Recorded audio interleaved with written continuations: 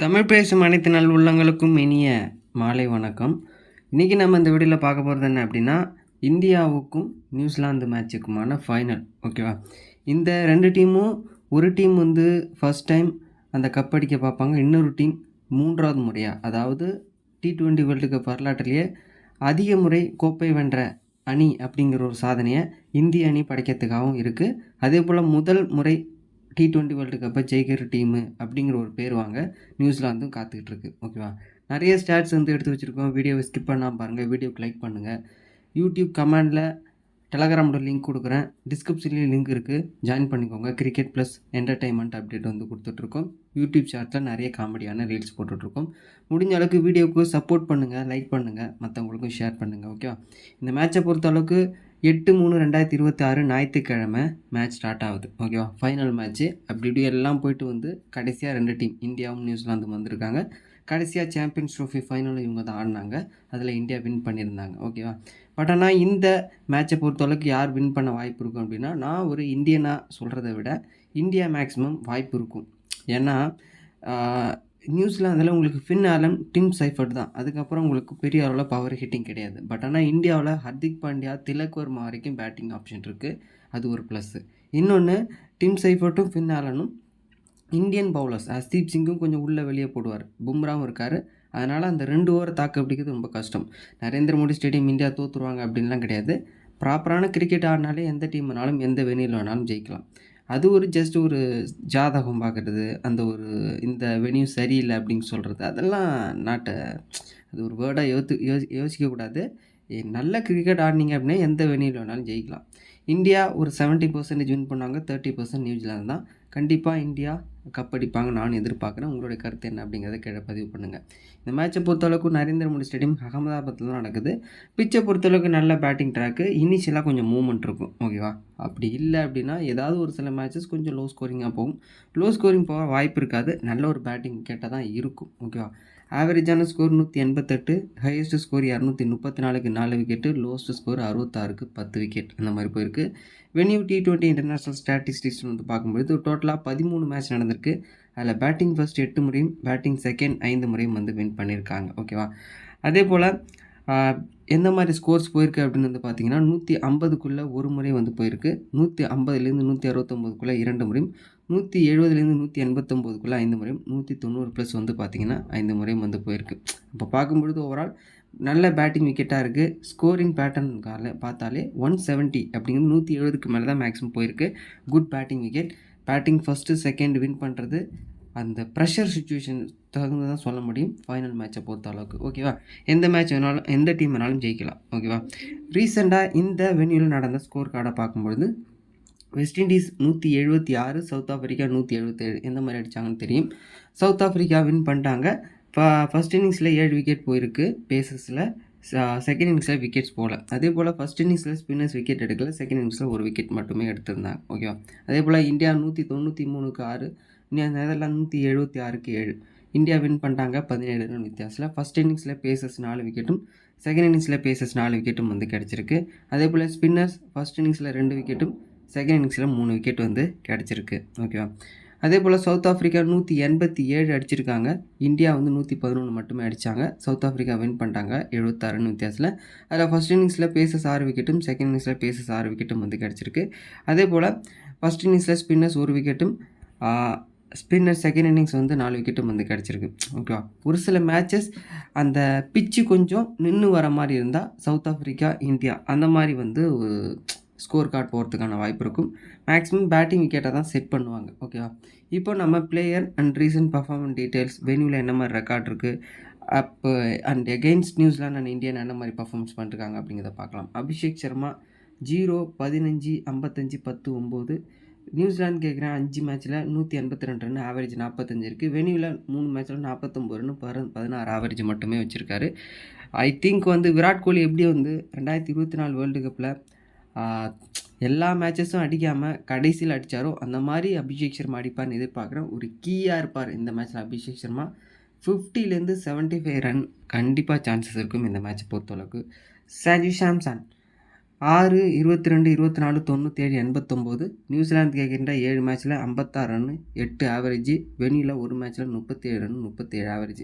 சிம்பிளாக சொல்லணும் அப்படின்னா quarter final, semifinal and final maybe hattrick of போட்டம் அப்பார்ட்ஸ் வரதுக்கான வாய்ப்பு இருக்கும். கண்டிப்பாக சஞ்சு சாம்சன் இந்த மேட்ச்லேயும் ரன்ஸ் எதிர்பார்க்கலாம். ஓகேவா. இஷான் கிஷான் இன்னொன்று விக்கெட் கீப்பிங் வேறு எக்ஸ்ட்ரா அட்வான்டேஜ் இருக்குது. இஷான் கிஷனை பொறுத்தளவுக்கு 18, 0, 38, 10, 39 ரீசன்ட் ஃபார்ம். நியூசிலாந்துக்கு எகெயின்ஸ்டாக 11 மேட்ச்சில் 318 ரன், 29 ஆவரேஜ். வெனியூவில் 3 மேட்ச்சில் 19 ரன் ஆவரேஜ், 6 ஆவரேஜ் மட்டுமே வச்சுருக்காரு. பட் ஆனால் அவர் டீமுக்காக ஆடும்போது நல்ல ஒரு ஸ்ட்ரைக் ரேட் 220, 240 ஸ்ட்ரைக் ரேட்டோடு ஆடுறாரு. நல்ல ஒரு பியூர் பேட்டராக வந்து தெரிகிறாரு. ஃபார்மும் எக்ஸலண்ட்டாக இருக்குது. கண்டிப்பாக இவர்கிட்டேருந்தும் அந்த ஒரு மொமெண்டம் கண்டிப்பாக கிடைக்க வாய்ப்பு இருக்கும். சூரியகுமார் யாதவ் 34, 18, 33, 18, 11. நியூசிலாந்துக்கு எகெயின்ஸ்டாக 13 மேட்ச்சில் 526 ரன், 58 ஆவரேஜ் வச்சுருக்காரு. யாருமே கன்சிடர் பண்ண மாட்டாங்க. சூரியகுமார் யாதவ் 100 அடிச்சிருக்காரு நியூசிலாந்து கண்டிஷன்ஸ்லலாம். அதே போல் வெனியூவில் 4 மேட்ச்சில் 81 ரன், 20 ஆவரேஜ் மட்டுமே வச்சுருக்காரு. Tilak Varma 31, 1, 44, 27, 21 recent form. அதே போல் நியூசிலாந்துக்கு எகெயின்ஸ்டாக ப்ளே பண்ணது கிடையாது. வெனியூவில் 3 மேட்ச்சில் 105 ரன், 35 ஆவரேஜ். திலக் வர்மா பொறுத்தளவுக்கு டாப் ஆர்டர் ஃபெயிலியர் ஆகும் அப்படிங்கிற ஒரு டீமில் மட்டும் மேக் பண்ணலாம். மற்றபடி எல்லா மேட்சஸ்லையும் அவர் தேவைப்பட மாட்டார். Hardik Pandya 18, 50, 17 + 1 wicket, 27 + 2 wicket. New Zealand பார்த்தீங்கன்னா 15 மேட்ச்சில் 262 ரன்னு, 13 விக்கெட் வந்து எடுத்திருக்காரு. வெனியூவில் 4 மேட்ச்சில் 141 ரன்னு, விக்கெட் வந்து 6 விக்கெட் வந்து எடுத்திருக்காரு. பாண்டியா 4 ஓவர் இனிஷியலாகவும் போடுறாரு. பேட்டிங்லேயும் கண்டிப்பாக கிடைக்கும். செகண்ட் டவுன், தேர்ட் டவுன் கூட சடன்லி கொடுத்துருவாங்க. சேஃபஸ்ட்டு ஒரு கேப்டன் ஆப்ஷன்ஸ். ஓகேவா. Shivam Dube 66 + 2 wicket, 42 + 1 wicket, 1 wicket, 8, 43. New Zealand எகெயின்ஸ்டாக 9 மேட்ச்சில் 158 ரன், 26 ஆவரேஜ். வெனியூவில் 3 மேட்ச்சில் 118 ரன், 59 ஆவரேஜ் வந்து வச்சுருக்காரு. நான் லாஸ்ட் மேட்ச் பார்த்துருப்பீங்க, அக்ஷர் பட்டேலுக்கு ஓவர் கொடுக்கல. அந்த மாதிரி வந்து மேபி ஓவர் கொடுத்தா மட்டும்தான் உண்டு. மற்றபடி ஓவர் வாய்ப்பு கிடையாது. ஏன்னா 6th பவுலிங் ஆப்ஷன் எடுத்துகிட்டு போக மாட்டாங்க. அன்எக்ஸ்பெக்டட் டைமில் தான் எடுத்துகிட்டு போவாங்க. அந்த மாதிரி டீமில் பேட்டிங் பவுலிங் ஆப்ஷன் இருக்கும் பட்சத்தில் சிவம் டூபே இம்பார்ட்டன்ட் பிக்காக இருப்பார். அக்ஷர் பட்டேல் 2, 2, 1, 0, 2 + 1 விக்கெட். நியூசிலாந்து எகெயின்ஸ்டாக 7 மேட்ச்சில் 13 ரன், 10 விக்கெட் வந்து எடுத்திருக்காரு. வெனியூவில் ப்ளே பண்ணது இல்லை. ஓகேவா. பட் ஆனால் வந்து சூப்பரான ஒரு இதுங்க. எப்படி சொல்கிறது அப்படின்னா அக்ஷர் பட்டேல் பேட்டிங்கும் இருக்குது, பவுலிங்கும் இருக்குது. ஆனால் பேட்டிங் பர்ஃபார்மன்ஸ் கொஞ்சம் கீழே தான் வராது. பவுலிங் ப்ளஸ்ஸு கேச்சிங் பொசிஷன்ஸ்லாம் செம்மையாக இருக்குது. ஃபார்மும் சூப்பராக இருக்குது. கண்டிப்பாக அவர் வந்து இம்பார்ட்டன்ட் கொடுத்துக்கலாம். ஹர்தீப் சிங் 0, 2, 3, 0, 1. 9 மேட்ச்சில் 17 விக்கெட் நியூசிலாந்துக்கு எகெயின்ஸ்டாக. வெனியூவில் 4 மேட்ச்சில் 5 விக்கெட். கண்டிப்பாக இந்த வெனியூவில் நல்ல ஒரு விக்கெட் எடுப்பார். அது மட்டும் இல்லாமல் நியூசிலாந்துக்கு எகெயின்ஸ்டாக 9 மேட்ச்சில் 17 விக்கெட் ரொம்ப ரொம்ப இம்பார்ட்டன்ட். லாஸ்ட் மேட்ச்சில் நல்ல ஒரு வைட் யார்க்கர்ஸ்லாம் நெயில் பண்ணார். அந்த கான்ஃபிடென்ட்டோட இந்த மேட்ச்லையும் விக்கெட் எடுக்க வாய்ப்பு இருக்கும். ஜஸ்பிரீத் பும்ரா 1, 3, 0, 2, 1. நியூசிலாந்துக்கு எகெயின்ஸ்டாக 14 மேட்ச்சில் 16 விக்கெட். வெனியூவில் 3 மேட்ச்சில் 6 விக்கெட். சொல்லவே தேவையில்ல. பும்ராவும் சரி, ஹர்தீப் சிங்கும் சரி, ஃபஸ்ட்டா செகண்ட் போத் இன்னிங்ஸ் இம்பார்ட்டன்ட். ஓகேவா. வருண் சக்கரவர்த்தி 3, 1, 1, 1. 4 மேட்ச்சில் 4 விக்கெட் நியூசிலாந்து எகெயின்ஸ்டாக. வெனியூவில் 3 மேட்ச்சில் 8 விக்கெட் வந்து எடுத்திருக்காரு. சிம்பிளாக சொல்லணும் அப்படின்னா அபிஷேக் சர்மா, வருண் சக்கரவர்த்தி இந்த மேட்ச்சில் கண்டிப்பாக ஒரு பர்ஃபார்மன்ஸ் எதிர்பார்க்கலாம். ஓகேவா. இப்போ நம்ம நியூசிலாந்து பக்கம் வருவோம். Sachin Ravindra 32 + 4 wicket, 11 + 3 wicket, 13 + 1 wicket. India எகெயின்ஸ்டாக 6 மேட்ச்சில் 88 ரன், 15 ஆவரேஜ். வெனியூவில் ஒரு மேட்ச்சில் 13 ரன், 13 ஆவரேஜ் வந்து வச்சுருக்காரு.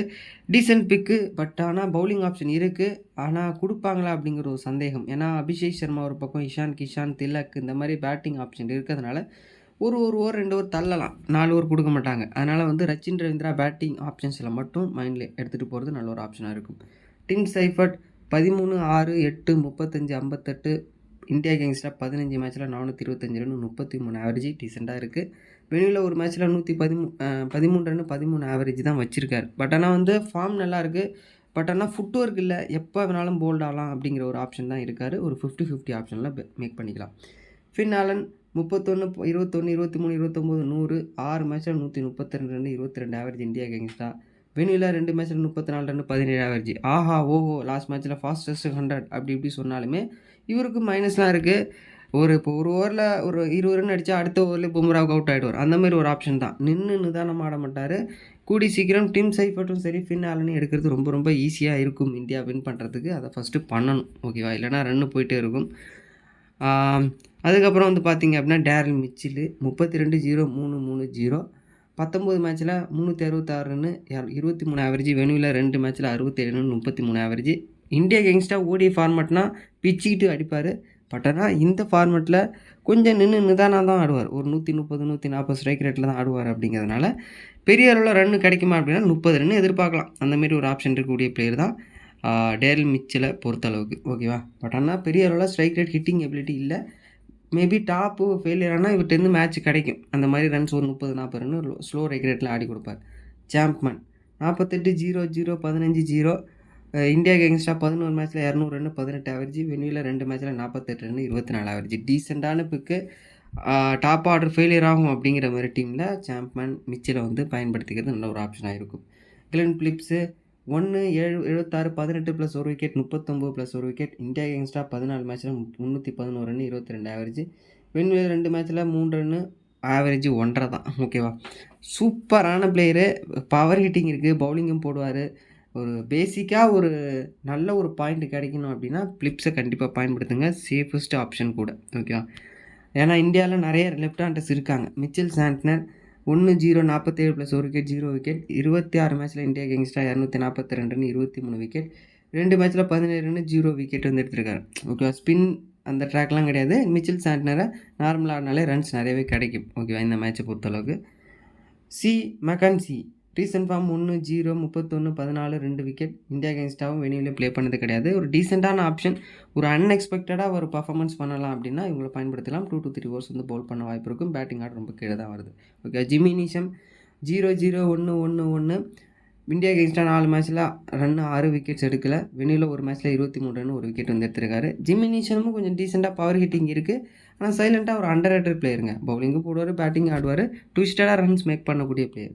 Mat Henry 0-1-2-1-2. வெனியூவில் 3 மேட்ச்சில் 3 விக்கெட். இந்தியா எகென்ஸ்டாக 3 மேட்ச்சில் 3 விக்கெட். வெனியூவில் ஒரு மேட்ச்சில் 0 விக்கெட்ஸ் வந்து எடுத்திருக்காரு. ஒரு இந்தியாவில் ரொம்ப ஒரு தொல்லை கொடுக்கணும் அப்படின்னா மேட் ஹென்ரியால் தான் முடியும். லைனல் நேரத்தில் கரெக்டாக போடுவார், லுங்கி இங்கடி மாதிரியே. அந்த மாதிரி நல்ல பேஸ் இருக்காது. பட் ஆனால் விக்கெட் டேக்கிங் ஆப்ஷன் இருக்குது. மேட் ஹென்ரி ஃபஸ்ட்டு போல் பண்ணுற மாதிரி இருந்தால் இம்பார்ட்டன்ட் பிக்.